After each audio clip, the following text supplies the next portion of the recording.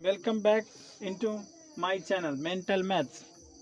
अब हम लोग सारे त्योहारों से संपन्न हो गए। अब हम लोगों को पढ़ाई पर ध्यान देना चाहिए। अब सिर्फ 3 महीने ही बचे हैं, इसलिए हम लोगों को अब विशेष तैयारी करनी चाहिए।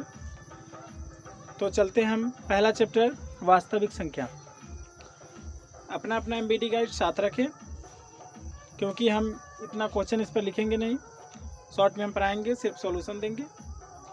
तो वास्तविक संख्या पहला है, यदि भाग एल्गोरिथम a बराबर BQ प्लस 8। सवाल नंबर 1, a बराबर है BQ प्लस 8, जिसमें a का वैल्यू दिया है, a बराबर हमको दिया गया है 37 तथा b बराबर 4, r बराबर 1। तो q का वैल्यू निकालना है। तो q का वैल्यू पूछता है कि q का वैल्यू क्या होगा। इसे निकालने के लिए हमें इस सारे वैल्यू को इस समीकरण में रखना होगा। तो इसे रख कर देखते हैं। तो a बराबर 37 बराबर b बराबर 4, q का मान 4 इंटू में है, तो q का वैल्यू नहीं मालूम है, q प्लस r का वैल्यू 1, तो 1 डालेंगे। इसी को सॉल्व करेंगे। 37 बराबर 4 में q से गुना करेंगे तो 4q प्लस 1।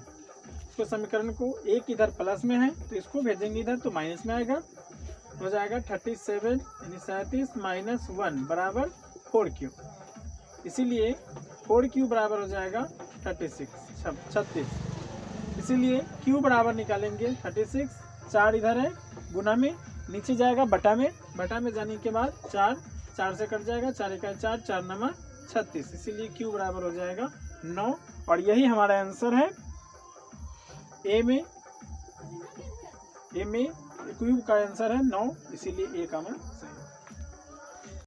अब दूसरा सवाल है, कहता है 156 का अभाज्य गुणनखंड में 2 का घातांक क्या है। यानी कि दूसरा सवाल है 156 का अभाज्य गुणनखंड तोड़ेंगे तो 2 से लगेगा, 2 7 14, 1 8 16, 2 8 16 78। फिर 2 से लगाएंगे तो आ जाएगा 2 3 6, 1 9 18 39। फिर इसमें 3 से लगेगा, 13 3 39। फिर 13 से लगेगा, 13 1 13। ये पूछता है कि 2 का घातांक कितना है, यानी कि इसमें 2 कितनी बार आया है। तो 2 बार आया है, इसीलिए इसका आंसर हो जाएगा 2, जो कि ऑप्शन में है, ए ऑप्शन में ही है 2। अब तीसरा सवाल है, निम्नलिखित में कौन अपरिमेय संख्या नहीं है। अपरिमेय संख्या नहीं है का मतलब है कि अपरिमेय संख्या होनी चाहिए, जो कि ऑप्शन डी में है। देखिए डी में क्या है, 3 का डी में है ऑप्शन, √12/√3। अगर हम 12 को तोड़े, वर्गमूल निकाले तो इसका निकलेगा 2√3, और नीचे है √3, तो √3 से √3 कैंसिल, यानी 2, और जो क्या है एक परिमेय संख्या है, इसीलिए हमारा ऑप्शन डी सही हो जाएगा, यह अपरिमेय नहीं है। चौथा सवाल कहता है 0.105 का p/2n गुने 5m रूप निम्नलिखित में से कौन है।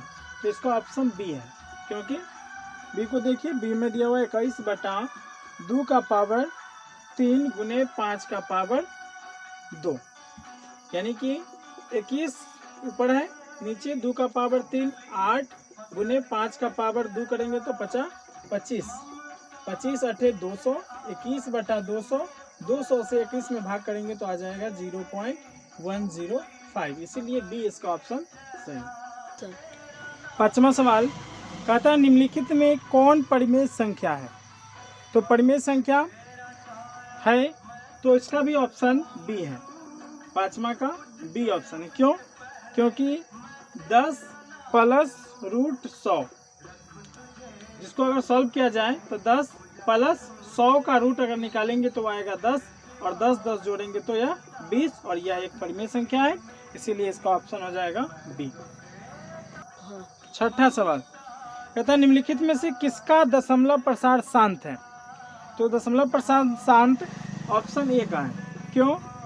क्योंकि 15/1600, क्योंकि 1600 का अगर हम अभाज्य गुणनखंड करते हैं तो 1600 को अगर अभाज्य खंड करेंगे तो 2 से लगेगा 800, 200 से लगाएंगे 2 से तो 400, 2 से 200, 2 से 100, फिर 2 से 50, फिर 2 से 25, फिर 5 से 25।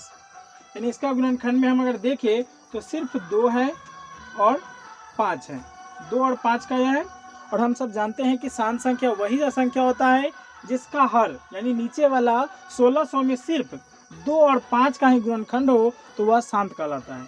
इसीलिए ऑप्शन ए में है 15/1600 यानी यह शांत। 7वां सवाल, 2 धन पूर्णांक ए और बी के लिए मौसक गुने लसा बटा ए बी का मान कितना होगा? तो हम लोग जानते हैं कि HCF गुने LCM बराबर होता है पहली संख्या गुने दूसरी संख्या यानी ए गुने बी। अगर इसको हम इधर भेजेंगे तो यह बटा में जाएगा, HCF गुने LCM बटा ए गुने बी, तो इधर हमें सिर्फ 1 बचेगा। इसीलिए इसका ऑप्शन हो जाएगा ऑप्शन नंबर ए 1। निम्नलिखित में कौन सा युग्म सअभाज्य है? तो ऑप्शन नंबर बी है, बी में है 18, 25।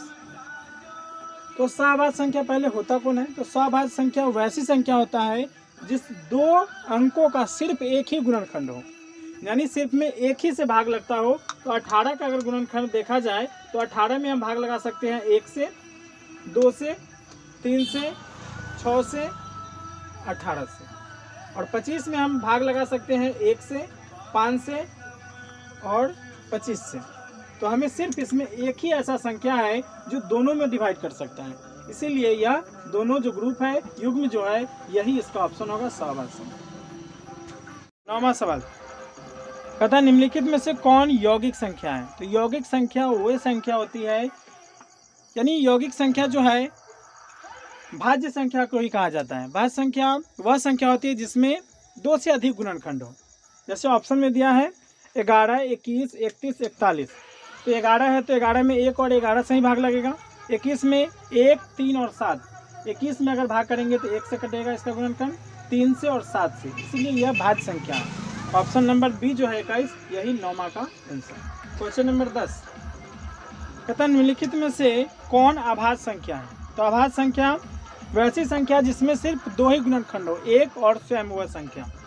तो इसमें ऑप्शन है 33, 39, 38 और 31। तो ऑप्शन डी सही है 31, क्योंकि 31 में हम भाग करेंगे तो 1 से और 31 से लगेगा, इसीलिए यह अभाज्य है।